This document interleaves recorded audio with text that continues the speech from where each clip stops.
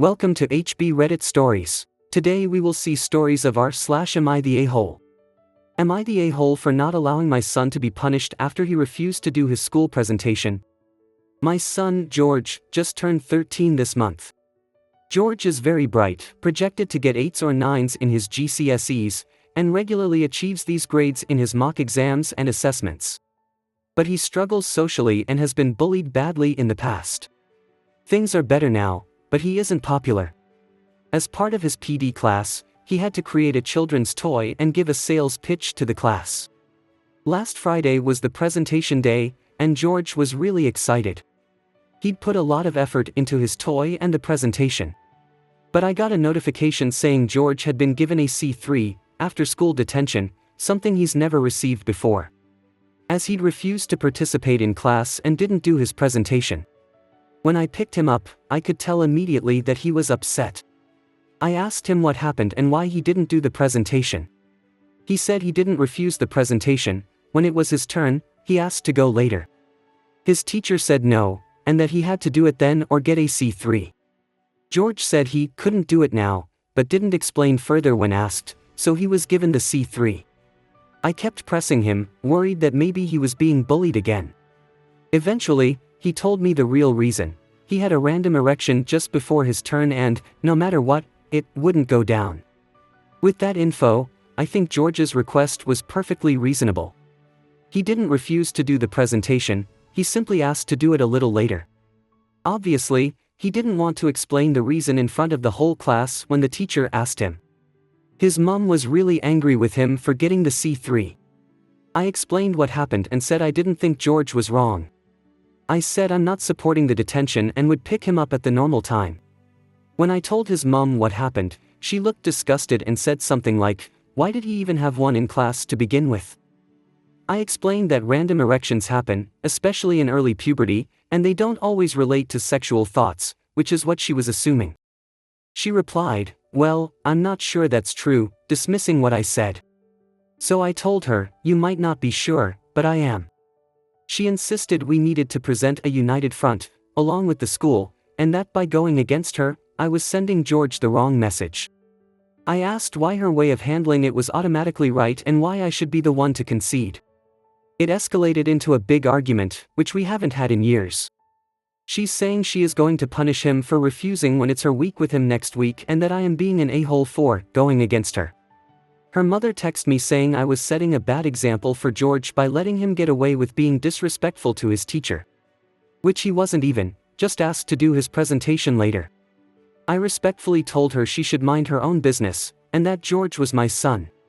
But now I'm worrying whether I've done the right thing, and I need some outside perspectives. Top comments. Not the a-hole. Puberty is a hard, no pun intended, time in a kid's life and having a random erection in class does not help. Your wife may need a lesson in biology from the male perspective. Unless she is a MD, how would she know what happens in the male body at that age? Everyone talks about the big stuff, but there are lots of little things that go on at random times. Puberty can be interesting for some kids. Kudos to you for supporting your son in what is otherwise an embarrassing moment he tried his best to avoid, and hopefully he doesn't feel ashamed for what he had no control over. It happens just like the need to sneeze at an inopportune moment. You may need to sit your wife down and have an honest discussion from the male point of view on puberty. Just like you may not know everything that goes on with women in puberty, she may not know. I may still reach out to the teacher and explain the situation. He wasn't being disrespectful, just trying to avoid the shame and bullying that would have been bound to come if he did his presentation right then. Not the a-hole. Your son's request was completely rational as he didn't refuse to present altogether but simply needed some time. There was absolutely no reason for his teacher to give him that grade for making a simple request. The teacher is being unreasonable as your son was still going to present either way. I believe it was unfair grading on the teacher's end. OP replies. The project wasn't graded. C3 stands for a consequence 3. C1 is a warning, C2 is a break time, Americans call this recess, detention asterisk, C3 is an after-school detention, C4 is a in-school seclusion. Given that George has never even been given a C1, I thought it was really unfair that she gave him a C3. Asterisk edited to add I meant break time was the equivalent to recess. Not the C2. A C2 would be a detention during recess. Not the a-hole. I feel like I don't know why you haven't spoken to the school and simply cleared this up. It's quite embarrassing in the moment and he definitely would be teased for it. I don't blame him for wanting to go later. The teacher should have just spoken to him in private or something to see what was going on instead of making a show and disciplining him. Your wife is wrong and should learn to listen more. OP replies. I have requested to talk with his form tutor and the teacher in question to explain why I wasn't going to support the C3. I was told I would receive a call from them sometime today but haven't yet. I'm not going to come at them rudely, but simply tell them I think they handled it poorly and should have asked to speak to him later. In my opinion, it would be obvious not to ask him the reason he was refusing in front of the whole class and then give him no chance to explain later. Not the a-hole. I'm worried about the mother not believing that erections can just happen. Reminds me of the father who was furious that his daughter used tampons because he didn't know how bodies work.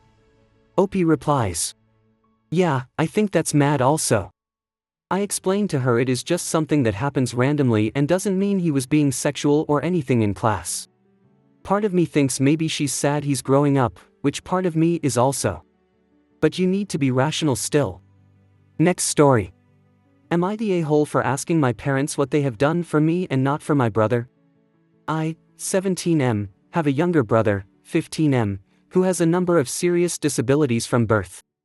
He suffered brain damage at birth, has a missing kidney, has digestive issues that means he eats through a feeding tube, he cannot walk and can only make sounds instead of talking. My parents' time and attention has to be focused on him more than on me. For the first few years after he was born I spent a lot of time with my grandpa who raised me from the age of 2 until I was about 7 and then I was seen as old enough to be at home after school and could make my own food and clean up after myself and not need supervision mostly. Grandpa was willing, and had offered, to keep taking me after school but my parents said he didn't need to do it and he deserved to live his life. I never get 1:1 time with my parents. They couldn't afford field trips and never took the time to apply for the school field trip fund so Grandpa picked up the slack there. He paid into my school lunch account so I didn't have to make my own lunch. Grandpa was the person who'd pick me up from school if I was sick. He'd stay and take care of me at home since whichever parent would be home would really just say to go to bed or lay on the couch and relax and there was no caring for me or taking care of sick little me. When I was 11 I got picked for this junior programmers contest through our school district but my parents said they couldn't take the time for it so they refused to sign off and since Grandpa couldn't, even though he offered to take me, I missed out on that. When my laptop broke in October 2020 it was Grandpa who replaced it for me so I could, school when school wasn't in person. When I got older I was asked to do more like cook for everyone, pick up meds or get the special bath ready for my brother. A few times my mom or dad even reprimanded me for not doing off my own initiative.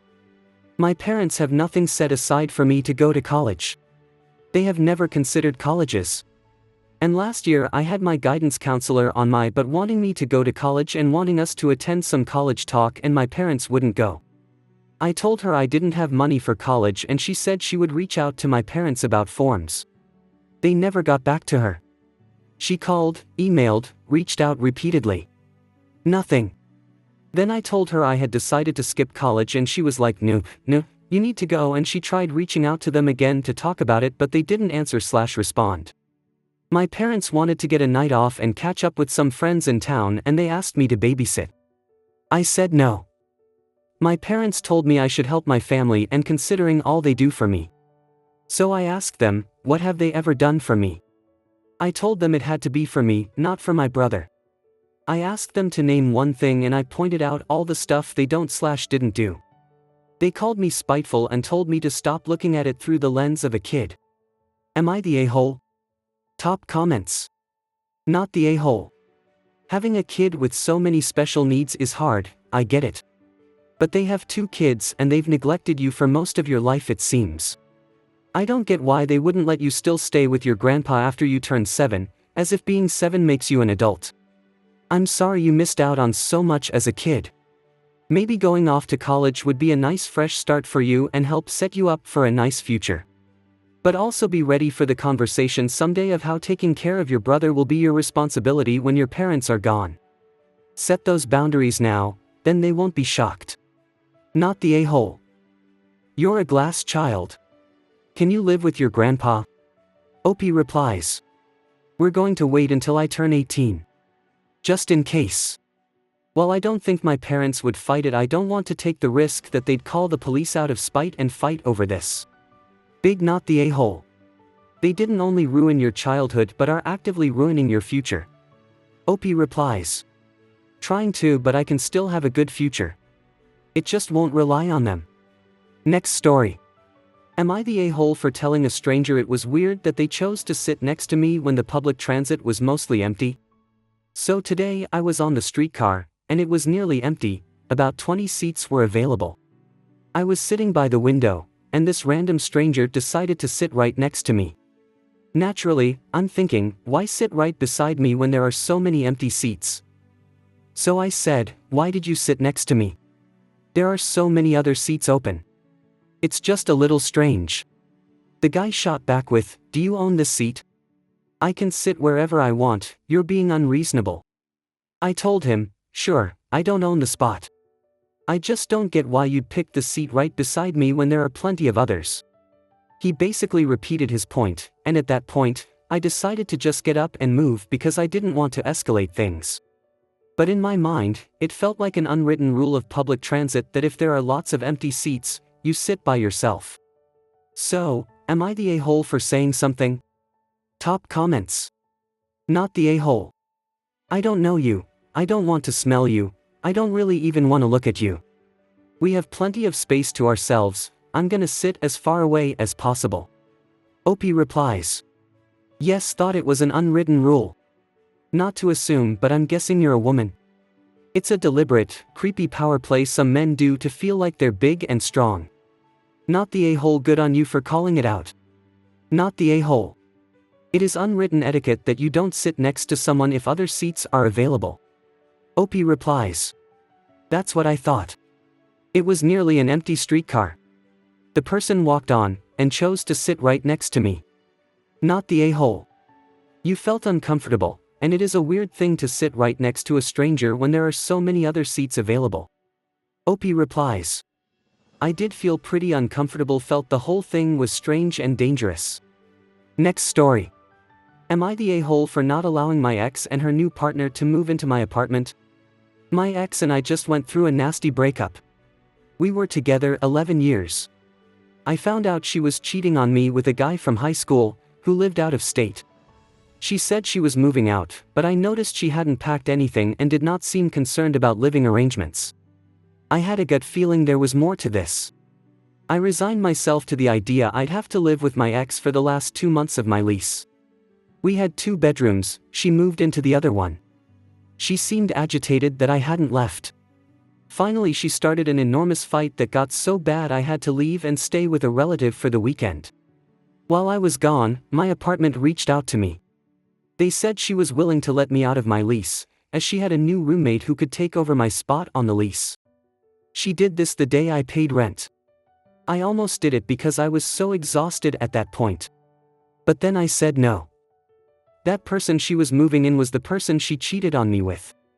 I paid for all the furniture in there. I paid for the bulk of our bills. If she wanted a new start with this person, they needed to pay for it themselves, not do it off of my back. I knew if I didn't sign that, the new guy would not be allowed to park at the complex. They are very strict and would tow him. It's also in my lease that nobody can be moved in without my permission. Spitefully, I was willing to pay the next 2 months of rent to not give them that. It worked, their plans were ruined and they had to leave. I know I had somewhere safe to stay, but I was so done being used and manipulated. Am I the a-hole? Top comments. Did she really think you would just move out and not take your stuff with you? Opie replies. Yes, and that's probably my fault. I was really bad in the past with drawing boundaries with her, and she had done similar things before and gotten away with it. For example, there was a time we only had 1 car, mine. We shared it, she would drop me off at work and pick me up so she could keep the car while I was gone. Once, she got mad at me for getting off work late. started a huge fight in the car. I asked her to stop screaming at me. She wouldn't. I stepped out of the vehicle and said I'd get back in when she stopped screaming. Instead, she took off in my car and left me stranded. Technically, she stole my car. My phone and wallet were in there. Instead, I let it go, walked to a friend's, got a ride and forgave her. I think she expected that same reaction this time. Next story. Am I the a-hole for rolling my eyes during a serious discussion my grandparents' son and son's wife wanted to have with me? So clarity is that my grandparents' son and his wife are my biological parents. But I, 17M, have been raised by my grandparents since birth and do not recognize their son or his wife as my parents. Biological parents if I have to be honest about it, but my parents are my grandparents to me. But I call them both grandparents and parents depending on the situation. My biological parents had me in their mid-20s, but they weren't ready to be parents and asked my grandparents to raise me at the last minute, like 2 days before I was born last minute. They, my biological parents, actually walked out of the hospital and just left me there. Called my grandparents first, but they were gone by the time my grandparents got there. I grew up around my paternal family minus my parents. I didn't meet them until earlier this year. I'm close to aunts and uncles who are more like siblings in some ways but also like aunts and uncles. Cousins I'm close to as well. My grandparents are my favorite people though, and I'm so glad they raised me. They were amazing grandparents turned parents again. About a year and a half ago my biological parents returned and told the family they had kids. My grandparents didn't push me to interact or meet any of them, so I stayed out of it. My grandparents only interacted twice. My biological parents chased after them to be more involved, but my grandparents said no. The extended family didn't see them often either, even though my biological parents really tried to act like it was all one big family around them again. The discussion of inheritance and wills came up and my biological parents wanted to know if their kids had been added as equal grandkids, and they said they heard I was being treated like a kid and why the hell was that happening. I was no more their kid than the other grandkids and I shouldn't take priority as a grandkid either since I was one of the oldest. I didn't need anything. My grandparents kicked them out and told them to get lost, in their more mature nature. This brought my biological parents to me and asking to have a serious talk and them blaming me for my grandparents not wanting to know their kids better. I rolled my eyes when they brought it up and it pissed them off and I just shut the door on them, and my grandparents were outraged. They approached me for the first time ever to shame me for their decisions that were not mine. But then my grandpa's brother was saying they had a point and that caused a fight between my grandparents and him and made me question stuff. Am I the a-hole? Top comments. So, your bio parents vanish and miss your entire childhood, leaving you in the, thankfully great, care of your grandparents, only to reappear 17 years later to sniff out potential inheritance money. Got it. Not the a-hole. Opie replies. Yep. Although it almost feels like they came back to make sure I wasn't getting anything because that horrified and outraged them more than anything. Like my grandparents didn't raise me since the day I was born. Not the a-hole. Your biological parents feel threatened because you being treated as your grandparents' child rather than their grandchild means that there is one more child to share in the inheritance. Based on what you're saying, it sounds like your biological parents are anticipating an equitable distribution of your grandparents' wealth when they finally pass on. Frankly, in your biological parents' place, I'd worry more about being left out of the will completely. That's what your grandparents should do. First, they decided they weren't ready to be parents, so they dumped you onto their grandparents. Which is disgusting enough. Oh, gee. It's like, I'm not ready to be a mommy/daddy now. It's like, such a bummer. So, I think I'll just dump this kid on my parents and let them take care of the kid. Ready or not, you are a parent. This is not a responsibility you can just pawn off on something else. Compounding their offense, when they decided they were ready, they didn't bother inviting you back into the fold. They just made more kids and left you where you are. If my parents did that to me, I would tell them in no uncertain terms that they are dead to me, and have no right to even speak to me, much less discuss inheritance. Your parents are greedy, selfish, and immature. Like I said, in your grandparents' place, I would ensure they inherit nothing. Opie replies. Yep. I think they expected my grandparents to leave me out of any inheritance/will. Almost like they want me punished for being born before they were ready. It's such a weird way to behave. It's the fact they waited for the very last minute and really had no backup plan if my grandparents said no. I would have become a foster kid for a while at birth if they'd pulled that stunt without my grandparents saying they'd raise me. And who knows what would have happened. I know babies get settled faster, but I know it doesn't always happen that way, unfortunately. One of my uncles suggested before that he thinks I'll get my biological father's share instead of him. Not the a-hole, because your biological parents have no business coming to you after 17 years and asking you for anything. But you need to have a serious talk with your grandparents. They need to see a lawyer and have ironclad wills. Don't bring up who will get what. Frankly, that's not your business. It's 100% your grandparents' choice. It doesn't matter who is a kid, who is a grandkid, etc. It only matters what your grandparents choose to give to each person. But it would help you out immensely and eliminate a lot of fighting and drama from your life if your grandparents get their wishes down on paper and make sure that there are no loopholes, no mistakes. That means hiring a lawyer to write it. This is the only way to make sure that your grandparents' assets will go to who your grandparents want the assets to go to. Tell your grandparents things like you love them and appreciate them, and you want their wishes to be honored.